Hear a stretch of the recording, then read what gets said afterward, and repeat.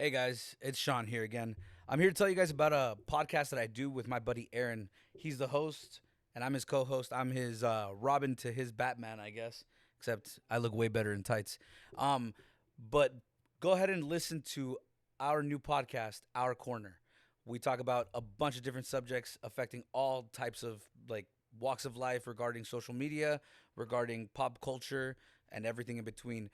We might even sneak in a few countdowns in there. I don't know. You have to tune in.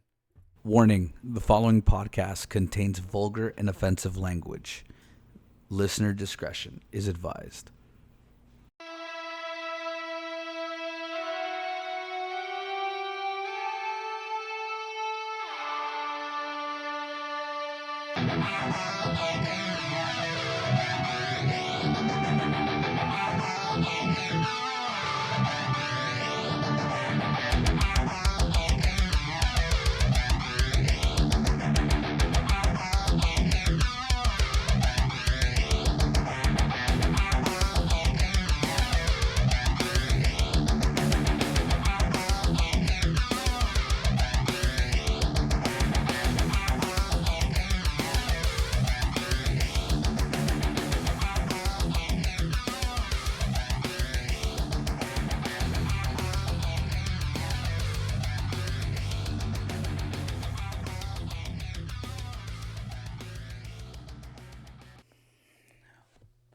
Welcome to Fight Night, guys. This is Shawn. I'm actually doing this episode. Just another little brief one. I'm just trying to talk about some of the things that I've just recently found out, primarily about just fights that are coming up. Mike Tyson versus Jake Paul. We have Conor McGregor and Chandler. We'll go over through all these. Like real quick, I just wanted to briefly touch over what was going on with with the lawsuits of UFC. UFC actually settled out for $35 million, which is fucking nothing to them. Like absolutely nothing. It's pennies on anything. No fighter pay was changed. No unionization. No fighter benefits. No fighter rights. Nothing. Just settled out, and they took it, which makes me wonder why the fighters that fought so hard and so long, even Mark Hunt was one of them. Why would they do this? Thing has been going on for what, roughly 8 to 10 years. This lawsuit, because COVID, it was dragged back. A few other things happened in the way. You had all that. Like, why did they settle out at this last moment after taking that long to do something, which they didn't do anything about? The deals are still going down with Netflix. Everything's still going on, and nobody has gotten anything different at all whatsoever. I'm not entirely sure where that is gonna, I guess, go for the fighters if it changes anything, because you had an opportunity. It looks like you guys just fucking threw it away, but that's neither here nor there. Um, they had the ability to keep this out. I mean, I guess the exposure would have been something different, because UFC does have this thing of being a conglomerate, and now you're pretty much allowing them to do whatever the fuck they want. If this would have gone to trial, you would have been able to see leaked text, you know, all these things show how Dana White and how UFC treat the fighters, and how they continue to either underpay or overpay, or whatever, however you see it. Just that's what happened. But the lawsuit ended up coming out for 35 million settlement. I People say that's a win. I personally don't think so. I think that's a loss. But I wasn't involved. I'm not a fighter, so I don't have to fucking deal with that shit. All I'm here to do is talk about that, but I kind of wanted to get that out of the way because I've been hearing nothing but that, and I have seen nothing but that for Twitter, except for last week's fight. Last week's fight was a fight night, which is fine. It's so great that even Dana White doesn't fucking show up to the fight nights. That's how good those fights are. Um, yeah, they're horrible. So the only thing that I guess that happened in relevance was the fact that we had Igor Severino do his debut. Sorry about that. I just kicked the table by accident where my camera's on. Sorry about that. It looks like Igor Severino had his debut at the UFC and was fired the same day, coincidentally. Hilarious. He actually got a hold of Andre Lima and bit him. Yep, he spat out his mouth guard, or he did it with his mouth guard, and bit him. Yes, Jintech, don't look at me like that. Yes, he bit him. He bit him on the back of the arm. He basically was going in for a like, I guess he was behind him, and he was holding his hands down. And as he was holding his hands down, I guess he was putting too much pressure. And then, all of a sudden, Igor just bit him on the back of the arm right here. He bit him. I'm sorry, I was explaining to you as well as the camera, but like he bit him like right on the back of the like on the tricep. Dude, that's gotta hurt. That's like a lot of fat area right there, just a little chunk. But yeah, he has it's actually a very small bite. I'm gonna ask Gentech to actually add the clip probably somewhere around my face so you guys will see it.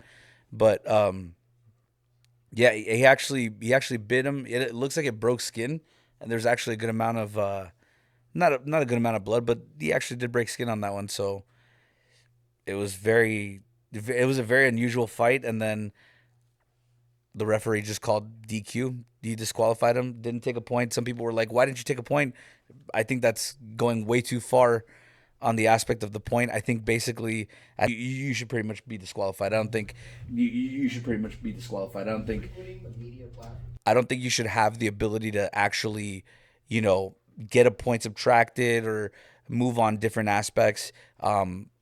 With that, that's immediate DQ. I think the ref made a good decision. I think the doctor made a good decision. I think they all ended up making the correct choice and just disqualifying Igor, which is funny as hell because even though fucking Dana didn't show up to the fight, he actually texted him and said, "Yeah, dude, that guy's fired. That guy's done." So he was gone literally that second. I don't know where he's gonna go. Because it is a DQ, they both keep their undefeated records, so they no longer have to deal with that issue wherever Igor goes. I don't know where that's gonna be.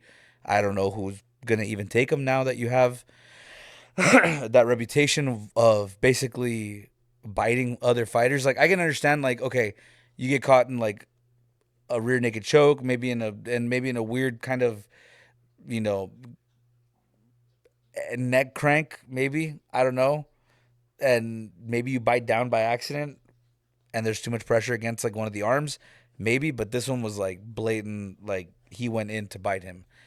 But that was actually probably the most entertaining thing, even with Rose Namajuanes coming back and everything. Igor Severino's debut and fire on the same day is probably like the best thing that happened last weekend. So there's that we saw. So hopefully we see these next few fight nights before the next UFC card. That's going to be the 300. Which actually, since we're talking about pay-per-views, Conor McGregor and Michael Chandler just announced that they're going to be fighting in the summer. We all know what was going to happen when Conor McGregor went into the restaurant and he leaked out the fact that they were going to fight on International Fight Week. More than likely, that's what's going to happen. That aligns with the same weekend as UFC 303. More than likely, that's going to be Michael Chandler versus Conor McGregor. Um, I believe it was 180, but they've officialized it that it's going to be in the summer. There's just no actual date, and I guess that kind of makes sense with Roadhouse just coming out. They had to do filming. They have to do the tour for the movie, and then all of a sudden, now that Conor McGregor is kind of free, you get a chance to have him do the promotion and the tour for Michael Chandler and actually go into the training camp, most importantly, so that way we could see if he is recovered fully from his leg that he, broke against Dustin Poirier. Yeah, it's been that long. That was his last fight. Dustin Poirier, that was way the fuck ago. Um, but as far as that goes, we'll see. Obviously, UFC International Fight Night is going to be in Vegas. Everyone's going to be there. It's like $25 for a day, $45 for fucking 2 days. Not doing any promotion. I just really want to fucking go. And for those prices, I might. I don't know. Who knows? But so I mean, it was kind of expected that they were going to fight on International Fight Week. It would like everyone had already talked about it. I think just Dana White and the UFC got mad that Connor got drunk and leaked it, and just pretty much said it. So they were kind of like going back and forth with it and all that stuff. Um, Other than that, I'm glad that Chandler got a chance to continue. I feel like already when he lost to Dustin Poirier, he was already coming kind of like out of his prime, or he was falling out of his prime. So it's always good to see Chandler be able to get one last one in and get, a more decent payday with Conor McGregor and see where that goes. As far as Conor McGregor, I think he just wants to like get the fuck out of the contract, and UFC's seems like it's been kind of sandbagging its its fights and everything like that with him, because I know he just wants to get off. He's already talked about fighting Jake Paul. He's already talked about, fighting Manny Pacquiao. That was another one that came out. And then ultimately fighting Nate Diaz. So yeah, these super fights are going to continue, unfortunately or fortunately, depends on how you see it. But yeah, he's already shown interest in fighting all them.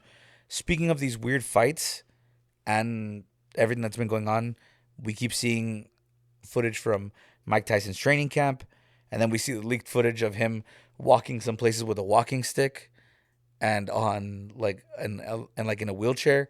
So you almost think, is it just for like the training videos? Is it just the mitts? That's why I kind of like, as much as I look into that stuff and as much as I see the training and see how they're doing it and how they're operating, I try not to take it as serious, because even when he was going against Roy Jones, we didn't see that Mike Tyson from those videos.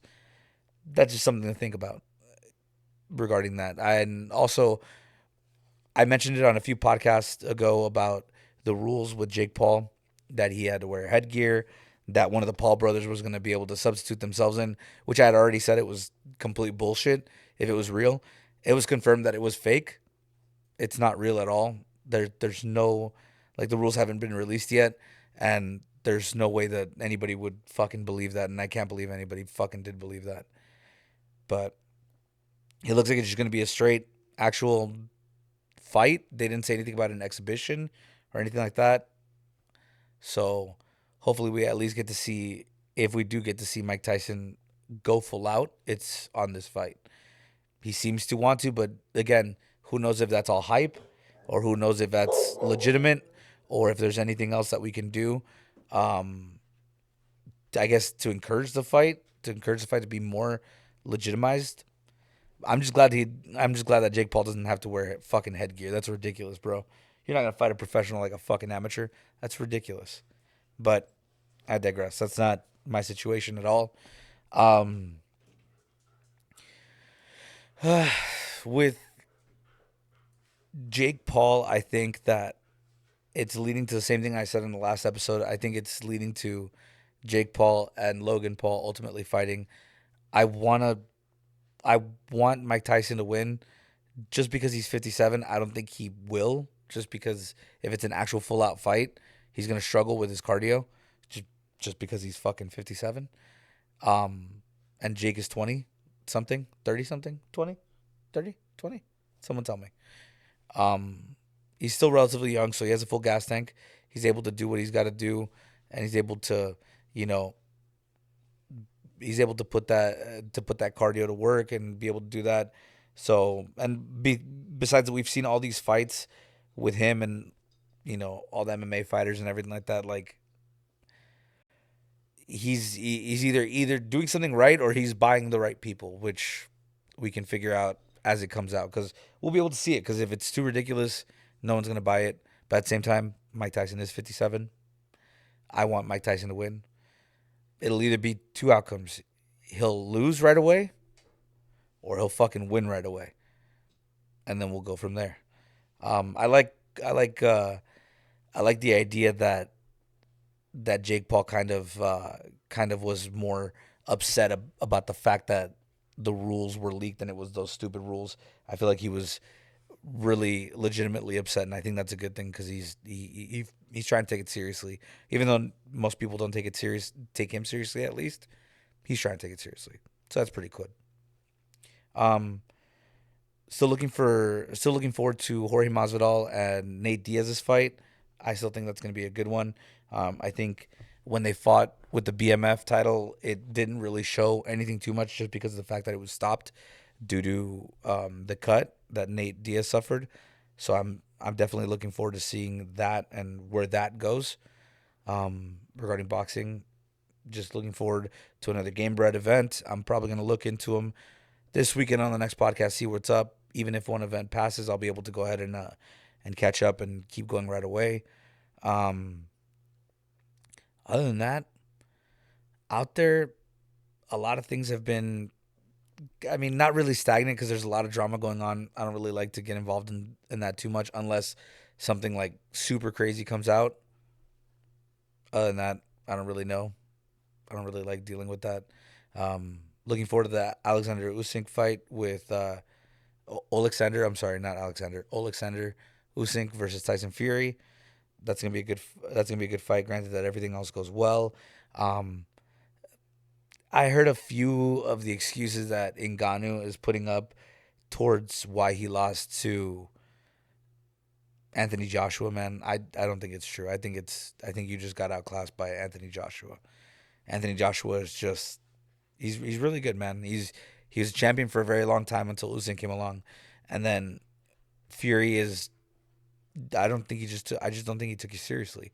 Do I think you're ever going to be in the PFL? No. I think that was just to show Dana that someone else would sign you. I don't think you're going to go to PFL like at all, like in the slightest. But that's just me. Um, Other than that, we're kind of seeing. Oh, I forgot about that.